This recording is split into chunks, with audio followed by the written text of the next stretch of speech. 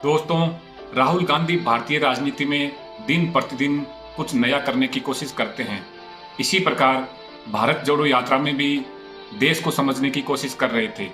आप भी देखिए इस वीडियो में। मैं समुंदर के तट से कश्मीर की बर्फीली पहाड़ी तक चला। नहीं, लद्दाख को मैंने नहीं छोड़ा। यात्रा अभी खत्म नहीं हुई है, यात्रा जारी है और जरूर लद्दाख आएंगे, घबराइए मत। बहुत सारे लोगों ने मुझसे पूछा यात्रा के दौरान, यात्रा के बाद कि राहुल तुम क्यों चल रहे हो, क्या तुम्हारा लक्ष्य क्या है, कन्याकुमारी से कश्मीर तक क्यों जा रहे हो। और जब वो मुझसे पूछते थे, शुरुआत में मेरे मुंह से जवाब नहीं निकलता।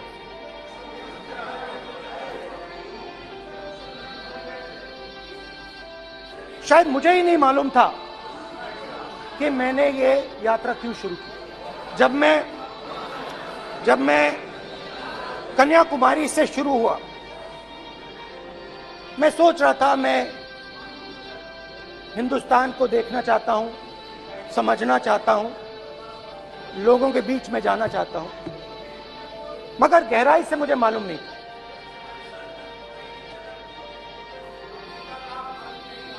थोड़ी देर में मुझे बात समझ आने लगी।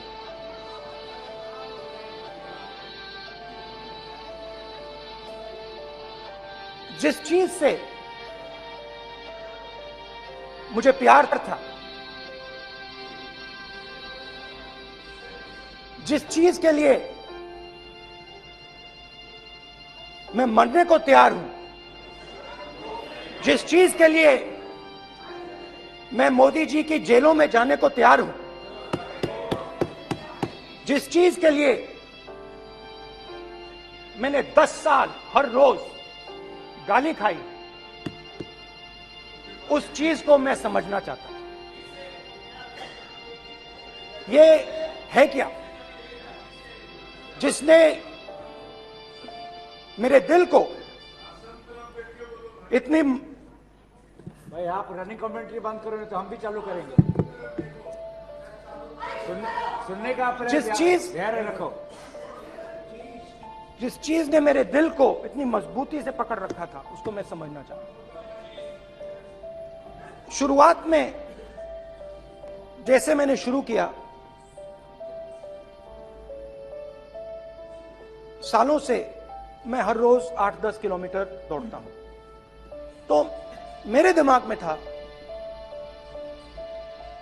कि अगर मैं 10 किलोमीटर दौड़ सकता हूं तो 25 किलोमीटर चलने का क्या मतलब, कोई बड़ी बात नहीं। ये मैंने सोचा था। आज मैं उस भावना को देखूं तो वो अहंकार था कि मैं ये कर सकता, ये कुछ नहीं है। तो मेरे दिल में उस समय अहंकार था।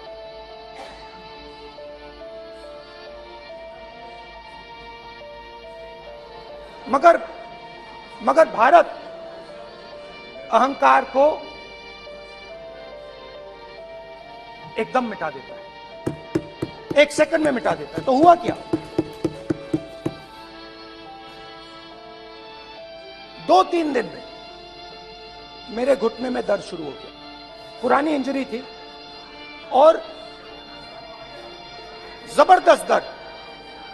हर रोज मैं उठूं और मेरे घुटने में दर्द, हर कदम में दर्द। तो पहले 2-3 दिनों में जो अहंकार था, जो मतलब भेड़िया जो निकला था, वो चींटी बन गई एकदम। जो जो हिंदुस्तान को अहंकार से देखने निकला था, वो पूरा का पूरा अहंकार गायब हो गया। और रोज मैं डर डर के चलूं कि क्या मैं कल चल पाऊंगा,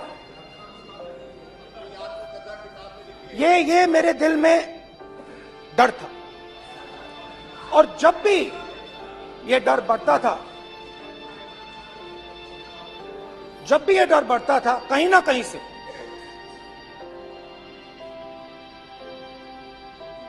कोई ना कोई शक्ति मेरी मदद कर देती। एक दिन मैं सह नहीं पा रहा था, एक छोटी सी लड़की आती है, मुझे चिट्ठी दे देती। मैंने चिट्ठी खोली, 8 साल की थी, उसमें लिखा था, Rahul, I am walking with you, don't worry. उसने मेरे पैर में चोट देखी और उसने अपनी शक्ति मुझे दी। सिर्फ उसने नहीं, लाखों लोग। और शुरुआत में जब मैं चल रहा था, कोई किसान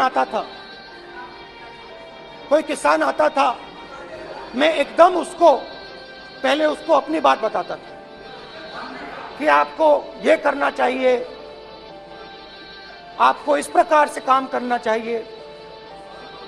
मगर इतने लोग आए, हजारों लोग आए, कि थोड़ी देर में मैं बोल नहीं पाया। मैं जो मेरे दिल में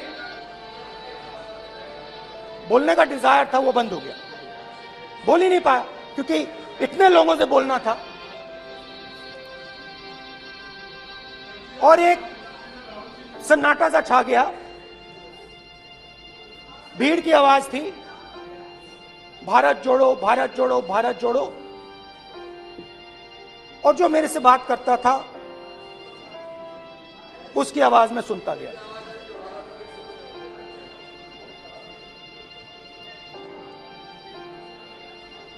हर रोज सुबह 6 बजे से रात 7-8 बजे तक आम आदमी, गरीब, अमीर, बिजनेसमैन, किसान, मजदूर, सबकी आवाज।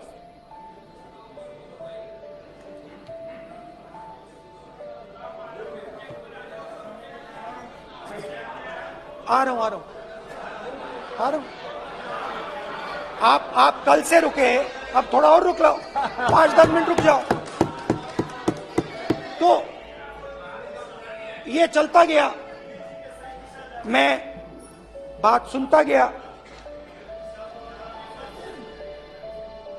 और फिर मेरे पास एक किसान आया, और किसान ने हाथ में रुई पकड़ी हुई थी, और उसने मुझे कहा, अध्यक्ष महोदय,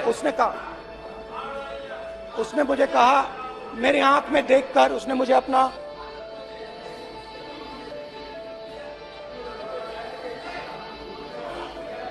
वो रुई का बंडल दिया, और उसने कहा, राहुल जी,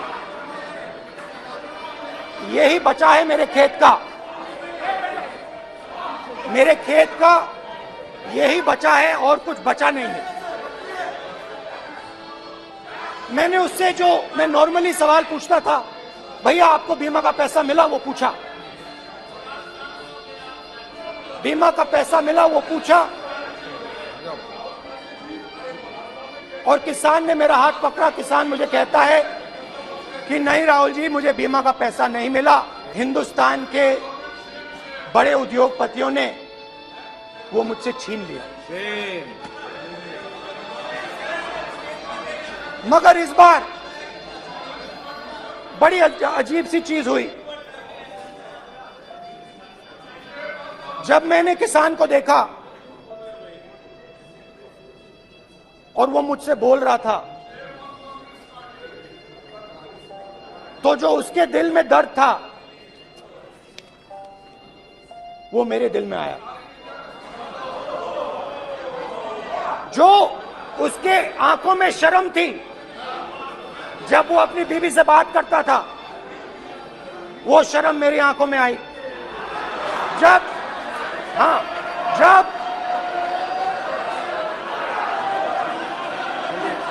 जब उसकी जो भूख थी वो मुझे समझ आई। और उसके बाद यात्रा बिल्कुल बदल गई। मुझे भीड़ की आवाज नहीं सुनाई देती थी, मुझे सिर्फ उस व्यक्ति की आवाज सुनाई देती थी जो मेरे साथ बात कर रहा था। उसका दर्द,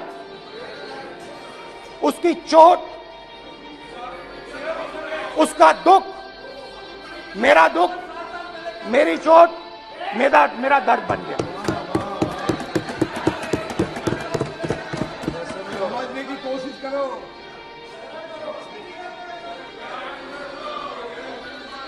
भाइयों और बहनों, लोग कहते हैं कि ये देश है,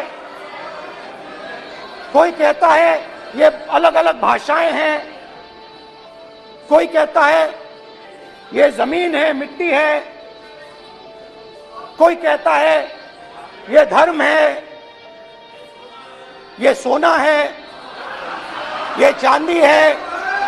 मगर भाइयों और बहनों, सच्चाई है कि ये देश एक आवाज है। ये देश सिर्फ एक आवाज है। ये देश, इस देश की लोगों की आवाज है। इस देश के लोगों का दर्द है, दुख है, कठिनाइयां हैं। और अगर हमें इस आवाज को सुनना है तो हमारे दिल में जो अहंकार है, हमारे जो डिजायर्स हैं, हमारे जो सपने हैं, उनको हमें परे करना पड़ेगा। जब हम अपने सपनों को परे करते हैं, तब हमें हिंदुस्तान की आवाज सुनाई देती है। तब तक हिंदुस्तान की आवाज हमें नहीं सुनाई देती।